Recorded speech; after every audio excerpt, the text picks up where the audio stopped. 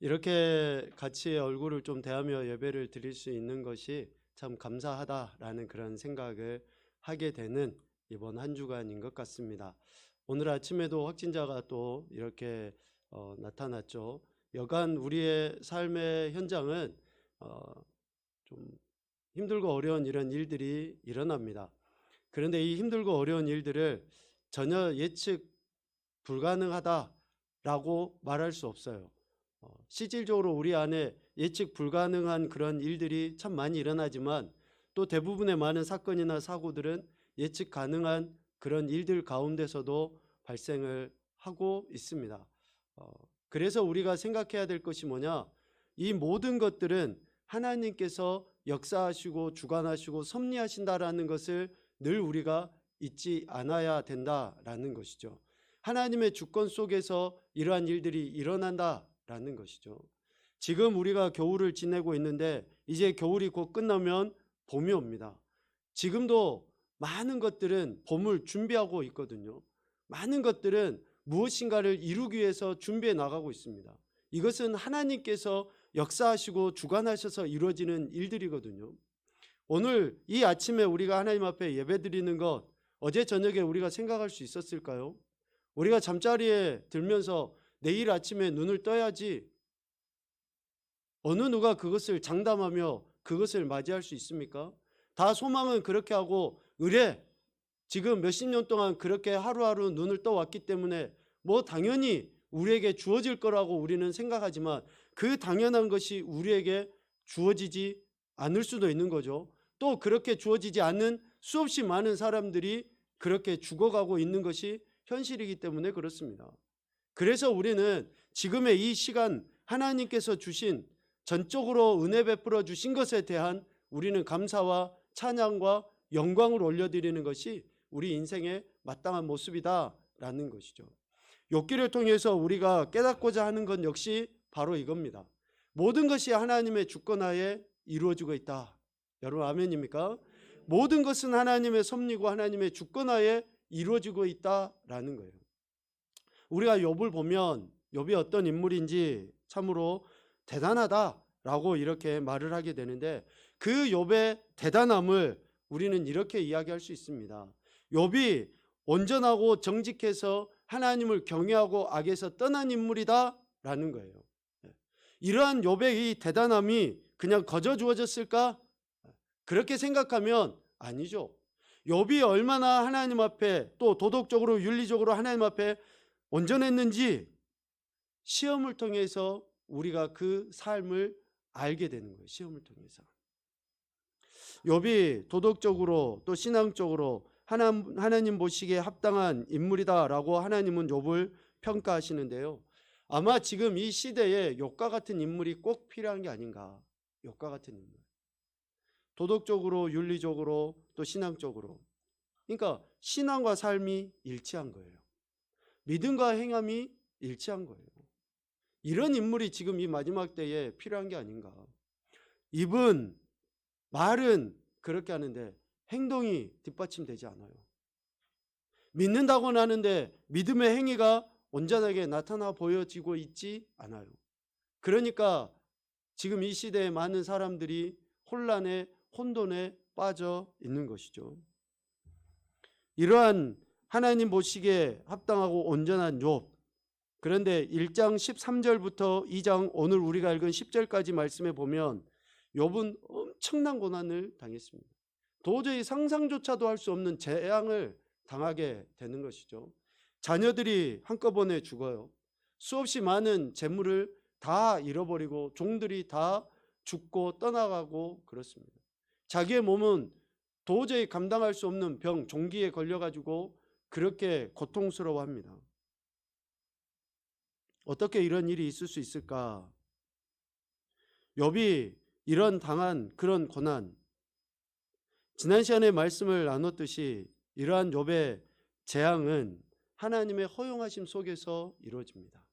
하나님의 허용하심 속에서. 욥기 1장 12절 말씀에 보면 하나님께서 사탄에게 이렇게 말씀하시죠. 내가 그의 소유물을 다 네 손에 맡기노라. 다만 그의 몸에는 네 손을 대지 말라. 하나님께서 정해놓으시고 허용하신 그 범위 내에서만 이런 일들이 일어난다라는 거예요. 그러면 우리는 여기에 반문을 할 수도 있죠. 왜 하나님께서 그러실까? 왜 이렇게 하나님이 인정하시는 믿음의 사람인데 그가 고난당하도록 하나님이 허용하실까라고 의문도 하고 또 심지어는 원망도 할 수 있겠죠. 그런데 결코 우리가 의문을 품거나 원망해서는 안 될 이유가 전적으로 하나님의 주권하심 속에 있기 때문이다라는 거죠. 하나님이 어떤 분이십니까? 우리가 믿고 있는 그 하나님은 우리의 생각 밖에 계시는 분입니다. 우리의 생각 안에, 우리의 이해의 범위 안에 가둬둘 수 없는 분이 하나님이신 거예요. 이사야서 55장 8절 9절 말씀 여러분 아시죠? 이 말씀 우리 한번 같이 보도록 하겠습니다. 시작.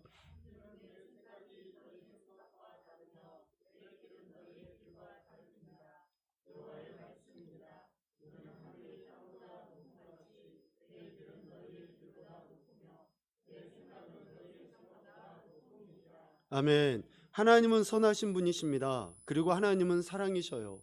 그 하나님께서 생각하시고 이루시고 하는 그런 모든 일들을 우리 인생이 반문을 하고 원망을 하고 할 수 있는 그러한 분은 절대 아니라는 것이죠.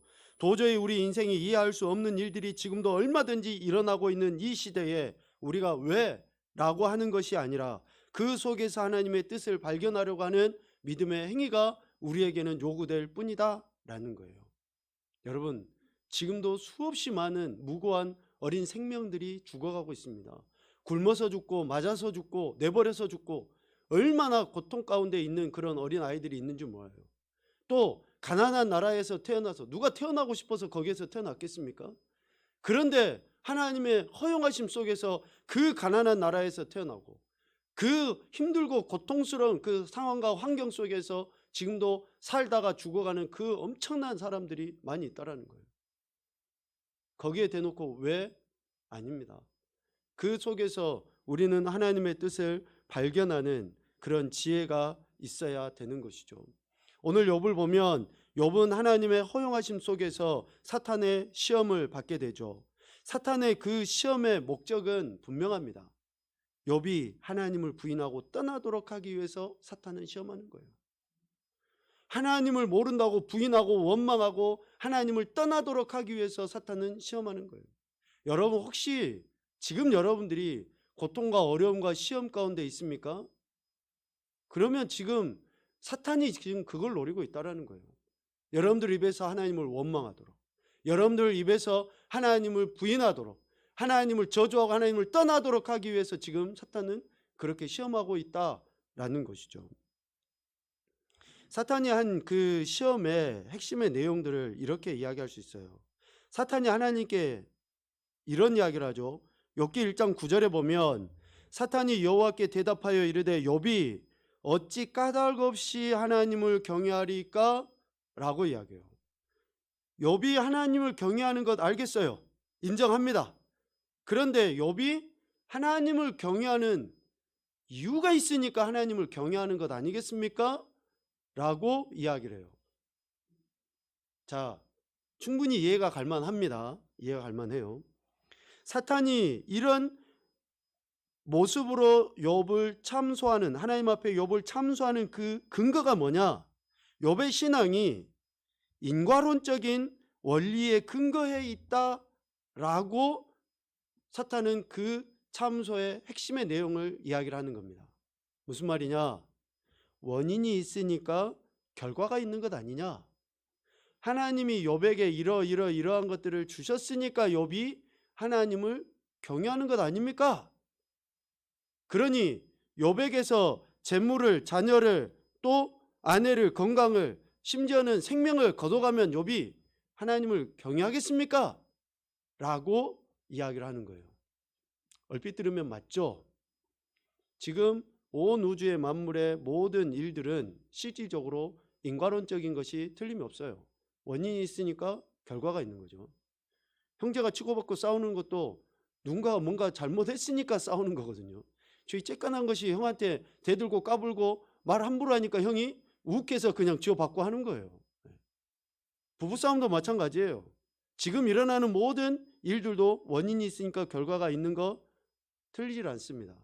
그런데 단 하나 예외되는 것은 뭐냐면요, 하나님에 대해서는 예외예요. 하나님에 대해서는 원인이 있으니까 결과로 우리에게 뭔가 있다? 그렇지 않아요. 오해하기 쉬워요. 왜 오해하기가 쉽냐면 신명기 말씀이나 구약 율법의 모든 말씀들을 이렇게 보면 원인이 있고 결과가 있는 것처럼 나타나요. 너희가 내 말에 순종하면 내가 복을 주고, 너희가 내 말에 불순종하면 내가 저주를 하고, 원인이 있으니까 결과처럼, 즉 조건으로 우리에게 하시는 말씀 같지만 하나님의 말씀은 결코 그렇지 않습니다. 그 이유를 지금 이야기를 해봅시다. 여타의 종교나 철학이나 미신 등은 충분히 인과론적인 원리에 따라서 믿는다라고 이야기할 수 있습니다. 그러나 이것은 하나님을 제대로 알지 못하는 것의 표현이다라고 할 수 있는데, 하나님은 우리 인간의 그 어떠한 행위에 상관없이 일하시는 분입니다. 믿습니까? 우리 인간의 그 어떠한 행위에 상관없이 하나님은 일하셔요.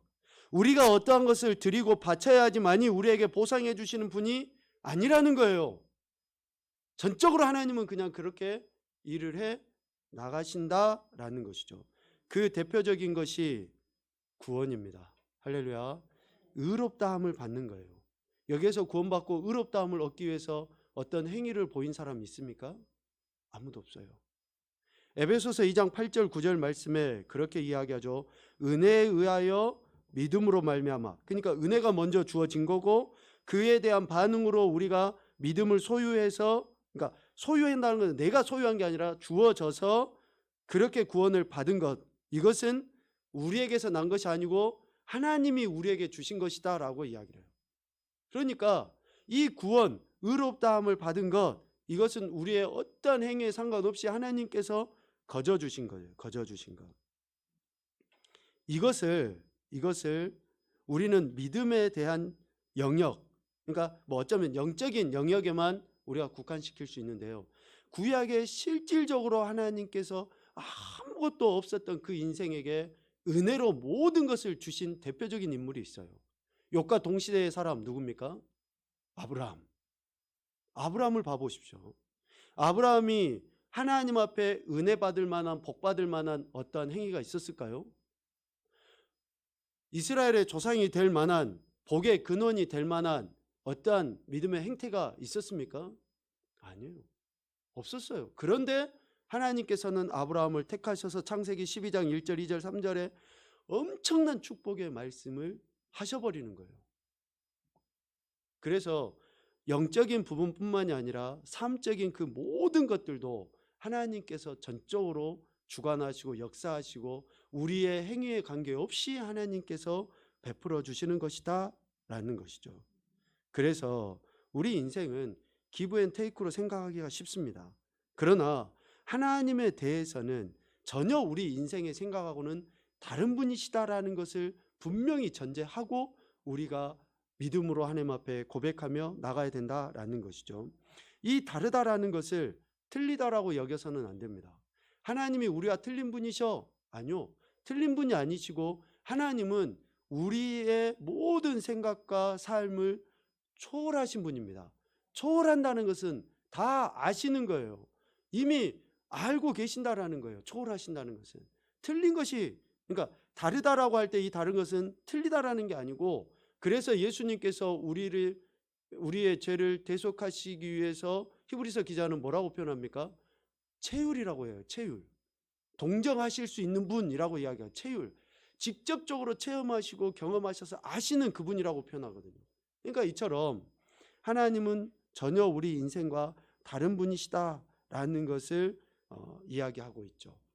그래서 우리는 첫째 하나님의 주권을 인정해야 되는데, 그 주권 속에 욥이 당한 시험을 보니까 앞서 이야기한 것처럼 자녀며 재산이며 모든 주변에, 욥 주변에 있는 그런 것들이 다 싸그리 없어져 버리죠.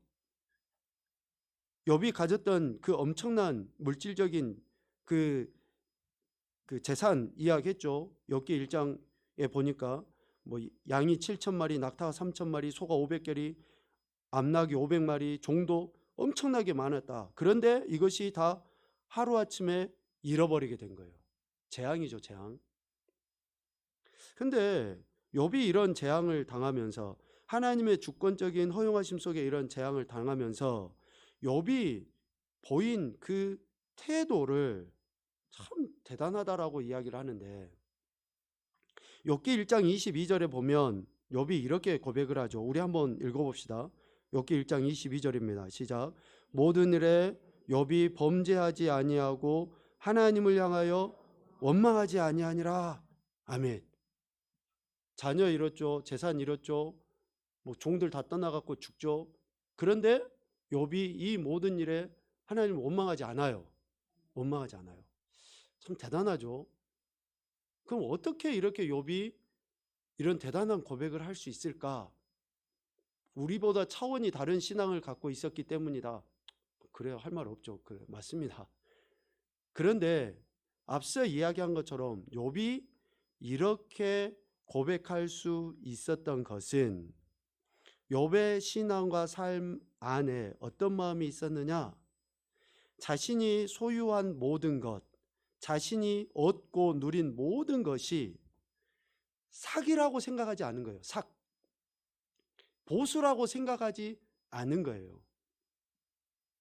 이것을, 내가 소유한 모든 것을 삭시라고 여기고 보수라고 여기면 어떨까요?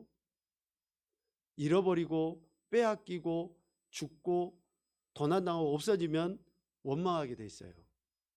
그런데 이것을 삭수로 여기지 않으니까, 은혜로 여기니까 원망하지 않을 수 있었던 거죠. 오늘 우리에게도 이 자세가 필요합니다. 지금 저와 여러분이 소유한 모든 것들은 하나님이 거저 은혜로 주신 거지, 이것이 내가 수고하고 내가 애써서 아침부터 밤 늦게까지 내가 안 먹고 안 입고 티끌같이 모아가지고 이만큼 했어. 그런데 이것이 없어져 버리잖아요. 욥처럼 재앙처럼 다가와갖고 이것을 잃어버리고 빼앗기잖아요. 그러면 반드시 원망하게 돼 있습니다. 그런데 욥은 이 모든 것들은 하나님께서 은혜로 주신 것이다라고 고백했기 때문에, 하기 때문에 원망하지 않을 수 있는 거죠. 지금은 다 저도 그렇고 여러분도 그렇고 큰 재앙을 지금 안 당해 보니까 다 하나님의 은혜입니다 라고 이야기해요. 그런데 갑자기 그냥 누군가가 와가지고 감원 이설로 해가지고 내 호주머니에서 돈 100만 원을 쏙 빼갔다, 그 사실을 알게 되면 어쩔까요? 아까워 죽는 거죠. 내가 100만 원을 어떻게 모았는데, 그러면서 그 사람 미워하게 되고, 또 심지어는 하나님 이럴 수 있습니까? 라고 이야기하게 되고 그러는 거죠. 그래서 시험을 당해보고 고난을 당해봐야지만이 그것이 진짜인지 가짜인지, 즉 믿음인지 아닌지를 우리가 알게 된다라고 이야기를 하는 거예요. 욥은 자신이 소유한 모든 것을 하나님이 주신 은혜로 알았습니다. 로마서 4장 4절부터 6절까지의 사도 바울이 우리의 구원의 은혜, 의롭다함에 대해서 이렇게 잘 비유적으로 표현을 해놨는데요. 일하는 일꾼으로 표현을 하고 있거든요. 우리 저번 수요일 날인가도 이 말씀을 나눴을 텐데 같이 읽어봅시다. 일하는 자에게는 그 삭시 은혜로 여겨지지 아니하고 보수로 여겨지거니와, 일을 아니할지라도 경건하지 아니한 자를 의롭다 하시는 이를 믿는 자에게는 그의 믿음을 의로 여기시나니, 일한 것이 없이 하나님께 의로 여기심을 받는 사람의 복에 대하여 다윗이 말한 바. 아멘. 다윗이 이제 그 이야기를 하는 거죠. 허물의 사함을 받고 죄가 가려진 자가 복이 있다. 그러니까 우리가 죄를 그렇게 하나님께서 예수 그리스도를 통해서 값없이 우리를 의롭다 하신 것처럼, 오늘 욥도 자신이 소유한 그 모든 것들이 하나님이 값없이 자신에게 주신 것이기 때문에 어때요? 없어지고 죽고 도망가고 도적질 당해도 그렇게 하나님에 대해서 원망하지 않을 수 있었다라는 것이죠. 근데 오늘 본문에 보면 욥이 자녀와 재산뿐만이 아니라 이제 자기의 몸에도 이런 엄청난 고통을 당하죠. 엄청난. 발바닥에서 정수리까지 종기가 나서 제 가운데에 앉아서 질그릇 조각으로 그 몸을 팍팍 긁고 있고, 그 긁을 때마다 어쩌겠습니까? 진물이 막 나고 그 딱지가 떨어지고 하는 그런 고통을 또 당하게 되는 거예요. 아프고 간지러우니까 계속 그걸로 긁고 긁는데 더 고통만 더 중해질 뿐이죠. 그만큼. 그러니까 사람들이 이런 상황 되면 어떤 이야기를 할까요? 차라리 내가 그냥 딱 죽어버렸으면 좋겠다. 죽는 것이 더 낫겠다. 라고 할 정도의 그런 고통이 자신의 몸에도 이렇게 일어나는 거예요. 그런데 이 몸에 그런 엄청난 고통이 있음에도 불구하고 그 간접적으로 바라보는 그 아내는 저주하고 떠나잖아요. 그래도 자기의 온전함을 굳게 지키겠느냐라고 욥에게 비아냥거리면서 하나님을 욕하고 차라리 죽어버려라 라고 이렇게 저주를 하고 있어요. 그런데 욥은 10절 중반 이후에 뭐라고 이야기합니까? 우리가 하나님께 복을 받았은즉 화도 받지 않겠느냐. 그러니까 복을 하나님이 주시고 화를 누가 주신다는 거예요? 얼른 대답을 못하죠. 하나님은 복만 주시는 분으로 우리가 알고 있는. 네, 복도 하나님이 주시고 화도 하나님이 주시는 거예요. 허용하시는 거예요. 허용. 그래서 하나님의 허용하심 속에서 이런 일들이 일어나고 있다라는 거예요.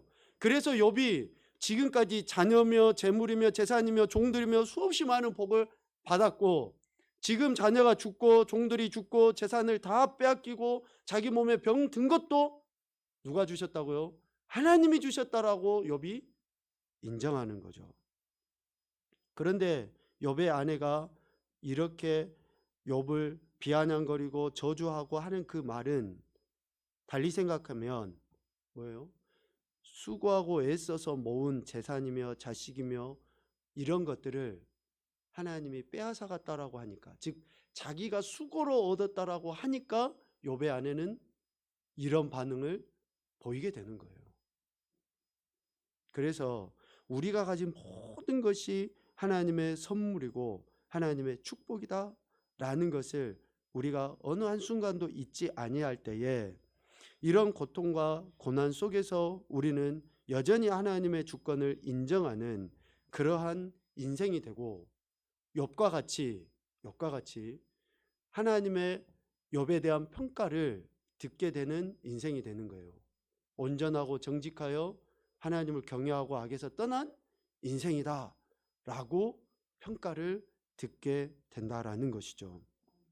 여러분, 욥을 통해서 하나님이 우리에게 하시고자 하는 이 말씀은 앞서 계속 이야기한 것처럼 하나님의 주권하심 속에서 이루어진다라고 할 때에 우리의 모든 인생의 삶, 온 우주 만물의 역사는 하나님이 주관하고 계신다라는 것을 철저하게 우리로 고백하게 하시기 위함이다라는 거죠.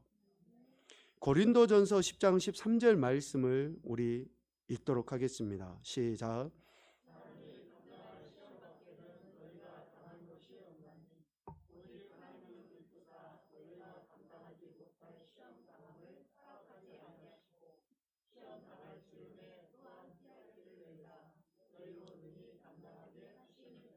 아멘.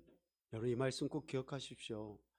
지금 우리가 힘들고 어렵고 고난과 고통 속에 있고, 또 앞서 이야기한 것 같이 예기치 못한, 또 어쩌면 예상할 수 있지만 우리 안에 다닥쳐오는 이런 일들 앞에서 우리가 불평하고 원망하기 쉽습니다. 그러나 이런 모든 일들은 하나님의 주권하에 이루어지고 있다는 거예요. 하나님의 역사하심 속에 우리는 그 안에 순응하며 살아가야 될 존재라는 것을 이런 말씀을 통해서 우리에게 가르쳐주고 있다는 것입니다. 그래서 세상 사람들은 비관론적으로 그래 내가 뭐 한다고 해서 뭐 되겠어? 라고 이렇게 포기하듯이 살아가는데, 하나님이 그러라고 이런 이야기로 우리에게 어쩌면 우리를 낙담시키고 절망 가운데 좌절 가운데 포기해버리라고 이런 말씀 하시는 게 아니에요. 더더욱더 하나님만을 신뢰하고 의지하고 하나님만 바라바라고 이런 말씀을 우리에게 주신 줄로 믿습니다. 여러분, 우리의 소망은 오직 주님밖에 없습니다. 더더욱더 주님의 소망이 우리 안에 들어와서 우리를 통해서 이제는 다른 연약한 자들, 가난한 자들, 병든 자들, 그런 인생들에게 그 소망을 전해라고 우리를 이 마지막 때에 부르신 것이지, 똑같이 세상 사람들하고 똑같은 모습으로 절망하고 좌절하고 낙심해라고 이런 말씀을 우리에게 주신 게 아니라는 사실을 꼭 기억하시고, 저와 여러분의 삶의 주인 되시고 주권자이신 하나님만을 온전히 바라보는, 그래서 이후에 욥과 같은 그런 평가를 듣는 저와 여러분이 되실 수 있기를 주님의 이름으로 축복합니다. 아멘. 사랑의 하나님, 욥의 신앙이 얼마나 하나님 보시기에 귀하고 합당했는지 욥에 대한 평가를 보면 우리 역시 그런 욥과 같은 신앙인이 될 수 있도록 아버지의 은혜를 구할 수밖에 없습니다. 하나님 아버지, 우리 안에도 성령의 은혜와 능력과 역사하심으로 말미암아 범사에 여호와 하나님의 주권을 인정하며 살아가는 그러한 인생들이 되게 하여 주시옵소서. 욥의 고백처럼 화도 또 복도 하나님이 주신 줄로 믿사오니 끝까지 하나님만을 신뢰하며 의지하며 그 말씀 안에서 참된 평강을 누릴 수 있도록 성령 하나님 인도하여 주시옵소서. 주 예수 그리스도의 은혜와 아버지 하나님 무한하신 사랑과 성령 하나님의 교통 충만 위로 인도하심의 은혜 은총이 범사의 여호와 하나님을 경외함으로 하나님의 선하신 뜻을 이 마지막 때에 드러내기로 다짐하는 사랑 우리 믿음의 지체들 머리 위에, 또 고통당하며 신음하며 죽어가는 수없이 많은 인생들 위에 이제로부터 영원토록 함께 하시길 간절히 축원하옵나이다. 아멘.